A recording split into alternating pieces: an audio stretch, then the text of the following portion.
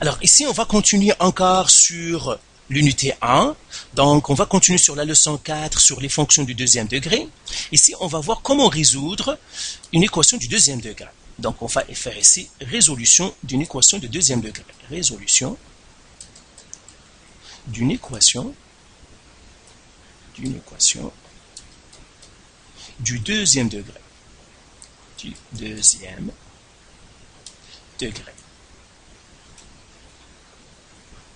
Alors là, on va faire, premièrement, on va faire la forme générale, comment résoudre une équation sous forme générale, et puis on parlera aussi sur la forme canonique et sur la forme factorisée aussi. Donc on va faire ici forme générale. Forme générale. Alors, quand on a une forme générale, moi je vais prendre un exemple. Par exemple, je fais f de x est égal à moins 2 x à la 2 plus 4x, par exemple, plus 2. Alors, première chose, quand tu veux résoudre une équation de second degré, la première chose, regarde est-ce que cette fonction-là a une racine ou non. Est-ce qu'il a des zéros? Est-ce qu'il a des racines? C'est-à-dire, résoudre une équation de second degré, c'est trouver les racines. C'est ça ce que ça veut dire, donc je peux le mettre ici, trouver R et S. C'est R et S qu'on veut chercher. Ok. La première chose, c'est qu'on peut tracer un graphique pour voir est-ce qu'ils vont toucher l'axe des X ou non. On peut faire aussi une autre chose qu'on appelle le discriminant. Discriminant. Pour savoir, est-ce qu'il y a des racines? Pourquoi? Parce qu'on a dit que si j'ai une fonction quadratique, c'est pas nécessaire que ma fonction quadratique a des R et des S. Pourquoi? Parce que je vais vous montrer un exemple ici. Si le graphique, par exemple, de ma parabole est comme ça, est-ce qu'il y aura un R? Jamais, parce qu'il ne touchera jamais l'axe des X. Même chose, si ma parabole est quelque chose vers le bas, qui est en bas de l'axe des X, est-ce qu'il va toucher l'axe des X? Jamais. Donc, dans ces cas-là, il n'y a pas de RES. Quand est-ce qu'on a des R et des S? C'est dans des cas comme cela. Par exemple, si la parabole est comme ça, ou bien il est comme ça. Là, ça va toucher, et là, j'aurai des R et des S. Alors, comment je peux savoir ça? Eh bien, on fait ce qu'on appelle le discriminant. Le discriminant, comment on le fait? On l'appelle le delta, comme ça. Et le discriminant, c'est quoi? C'est b au carré moins 4ac. Donc, si je prends la forme générale, f de x est égal à ax à la 2 plus bx plus c, eh bien, c'est ça le a, le b et le c. Maintenant, je vais vérifier, est-ce que cette équation-là a est-ce qu'elle a des racines ou non? Tout simplement, qu'est-ce que je vais faire?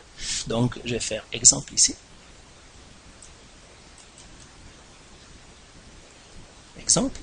Et bien, tout simplement, j'écris pour la fonction f de x, je vais la réécrire ici, est égal à moins 2x à la 2 plus 4x plus 2. Et à côté d'elle, je vais écrire a égale, toujours ce sont mes paramètres, b égale, c égale. Dans ce cas-là, a, c'est moins 2. B, c'est 4. C, c'est 2. Et là, je vais calculer le delta. Ça, on l'appelle delta, c'est une lettre grecque. B, donc, B, c'est 4 à la 2. B à la 2, c'est 4 à la 2, moins 4. A, c'est moins 2. Donc, je mets le moins 2 entre parenthèses. Fois C. C, c'est 2. Donc, je mets aussi 2 entre parenthèses. Et là, je fais le calcul. 4 à la 2, c'est 16. Moins 4 fois moins 2, c'est moins 8. Moins 8 fois 2, c'est moins 16. Donc, je vais faire ça, c'est moins 16. Alors là, ça va faire 16. Moins 16, c'est 32. Alors, 32 est positif. Ça veut dire qu'il y a deux racines. Dans ce cas-là, je suis sûr qu'il y a un R et 2 S. Ça veut dire que je suis dans une situation comme celle-là ou comme celle-là. Alors là, maintenant, on va faire un résumé de delta. Alors là, on va faire un petit résumé. Donc, résumé. Delta est égal à b au carré moins 4ac. C'est ça. Alors maintenant, si delta est positif, ça veut dire delta plus grand que 0, eh bien, il y a deux racines. Il y a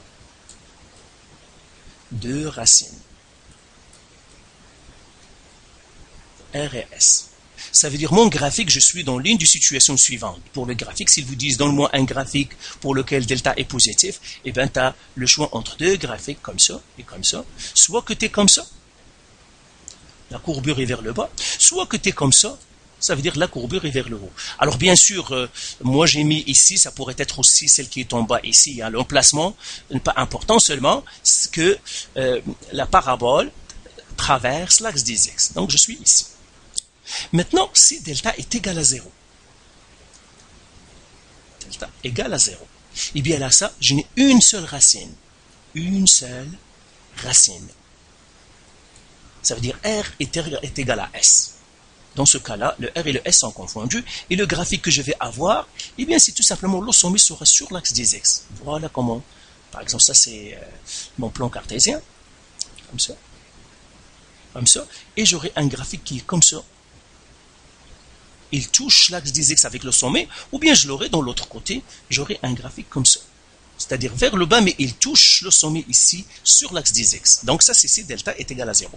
Et on l'appelle aussi carré parfait. Carré parfait. Donc, pour que tu vérifies est-ce que tu as un carré parfait ou non, il suffit de calculer le delta. Si tu calcules le delta et tu trouves égal à 0, eh bien, tu as un carré parfait. Maintenant, si delta est négatif, ça veut dire delta plus petit ou égal à 0, plus petit strict, il n'y a pas égal.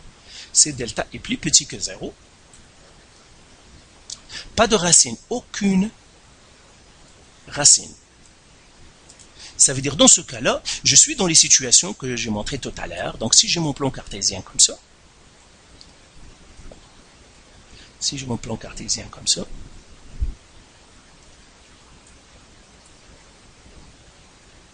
voilà, c'est comme ça, eh bien, j'ai une situation peut-être comme ma parabole, elle est comme ça. La courbure est vers le haut, mais elle dépasse, ou bien elle est comme ça, la courbure est vers le bas, mais elle est sous l'axe des X. Dans ces cas-là, le delta est négatif. Donc c'est très important de savoir, avec le delta, je peux savoir combien de racines que j'ai. Ok? Mais pour trouver ces racines-là, ben, je t'ai montré le tableau de la dernière fois, tout simplement comment trouver les zéros, comment trouver les racines, tu utilises ce tableau-là. Maintenant, on va faire quelques exercices, des exemples d'exercices qui pourraient te créer un peu de misère. Par exemple, ici, on va faire un exercice qui nous dit, par exemple, alors je vais faire celui-là, par exemple. Là, ils nous disent, trouvez K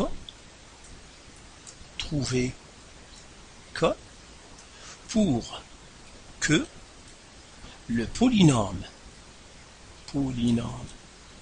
suivant soit un carré parfait. Soit un carré parfait.